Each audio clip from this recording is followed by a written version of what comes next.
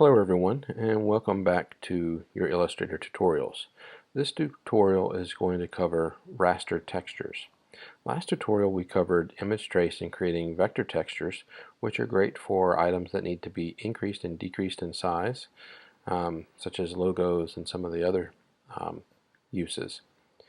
This tutorial is going to cover raster images, or raster textures, which is really useful for things that don't have to be resized, such as posters, brochures, and other things that are going to stay a particular size. So to start, we're actually going to go to Photoshop because we are going to be working with rasters first. So what we need to do is prepare those images to be brought into Illustrator. So you'll notice here that I have two documents. I have my clouds, and I have one that you saw last time, which was urban grit. So here in my clouds document, I'm going to go to Image, Mode, and Grayscale because I need to make this into a bitmap.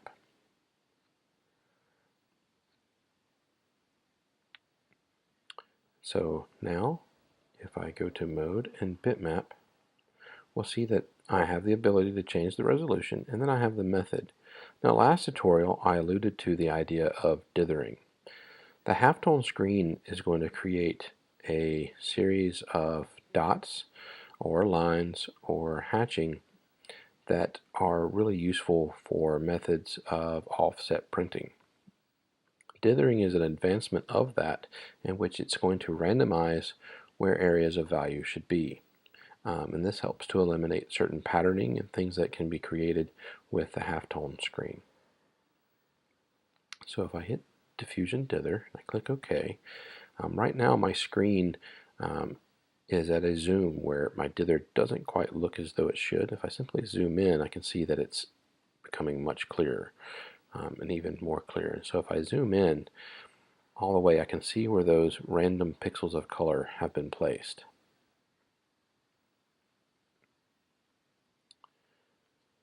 So now that I have this as a bitmap, I can actually copy this. I can paste this into Illustrator, and you'll notice that it's already transparent. And I can shift the color of this texture.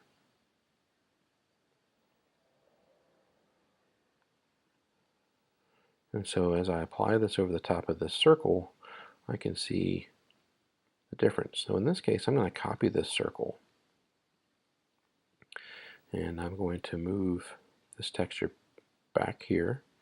I'm going to hit paste in front, and I'm going to put a duplicate of that circle here. Now what I'm essentially doing is creating a sandwich. I have a circle, then texture, and then circle.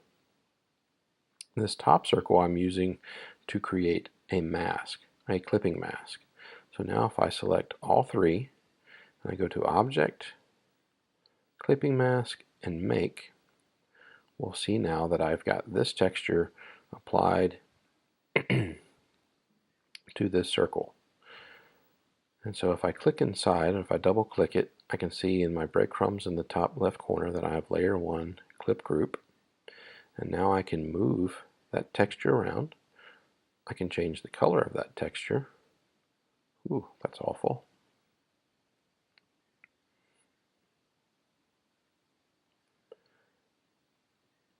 Like so. Or I can even change the color of this circle in the back.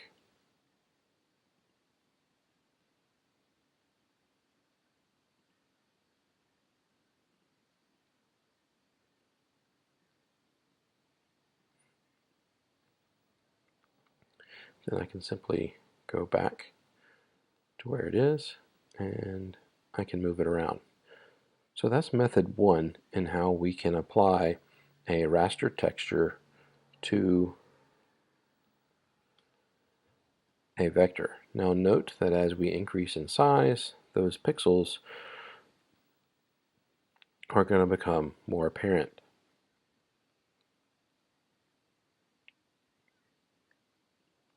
But as we decrease in size, it's less apparent and far more detailed. Now the next method is very similar, but we're going to use a different way to create a mask. So I'm going to create another circle. I'm going to come back here to Photoshop. So now I'm going to take my urban grit here, and this method could also work with the clouds. I just prefer this aesthetic to what I'm about to do. And just like before, I'm going to go to Mode and Bitmap. I could choose the diffusion dither or halftone.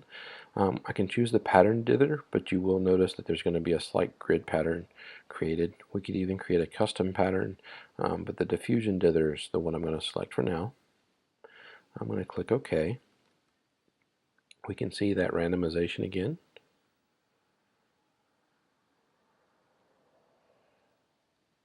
And this time I'm going to save, or I'm going to go to Image and then Mode and then back to Grayscale. Alright, and so if I zoom in, I can still see that we have that dithering occurring. And if I save this as a JPEG, I can then load this document up in Illustrator, which in many cases, if this is a large file, we would need to do. I don't think this file is that large, and so I can actually copy this and paste this. And so what I'm going to do now is I'm going to select both my texture and my circle, which is behind it. And with that selected in my transparency palette, I can hit Make Mask. And now we'll notice that that texture has been applied to that circle. But one of the things to notice is that the areas that were darker are now white. So the areas that were light have been filled in with this circle. I can invert that in Illustrator if I'd like. So if I hit Command I, it would actually give me the inverse of that. And then I could bring that over to Illustrator. But the interesting thing to note now is that this is transparent. And so I can place this shape and circle on top of other circles or other shapes.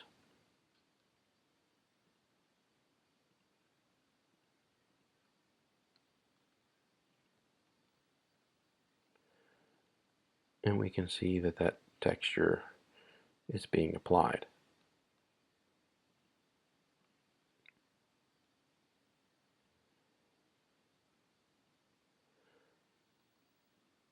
Now I could do this via halftone or dither or any of the other methods that we've kind of talked about in previous tutorials.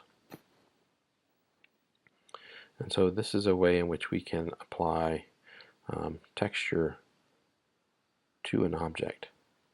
Now I advise that you guys experiment with changing resolutions and in your bit mapping. The lower the resolution, the larger the particles are going to be, which can create a kind of interesting effect.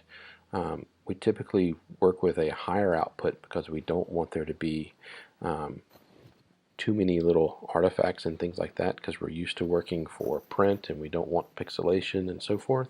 But in the case of a gig poster, which is your second assignment, having some of that could be very interesting. So if I were to lower this now to say 72 and apply a halftone,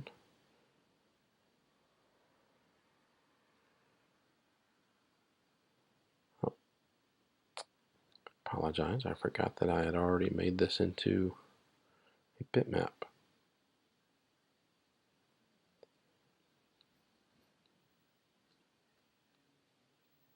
So 72 and a halftone. We'll notice that some of those areas are rather large.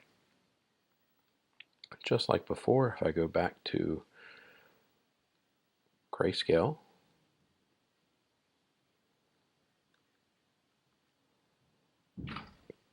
copy that and bring that over here.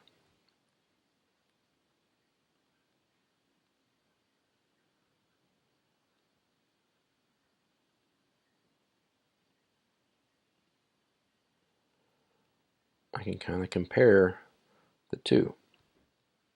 So we can see that we're getting some different and interesting effects going here, where this is a little bit more closer to the detail. So I advise you guys to kind of experiment with those different things that you can do, and even what happens when we begin to move things on top of each other, and how those textures can interact. So that concludes your raster tutorial video. Your next video is going to be your tips and tricks for project 2. Thanks guys, and good luck.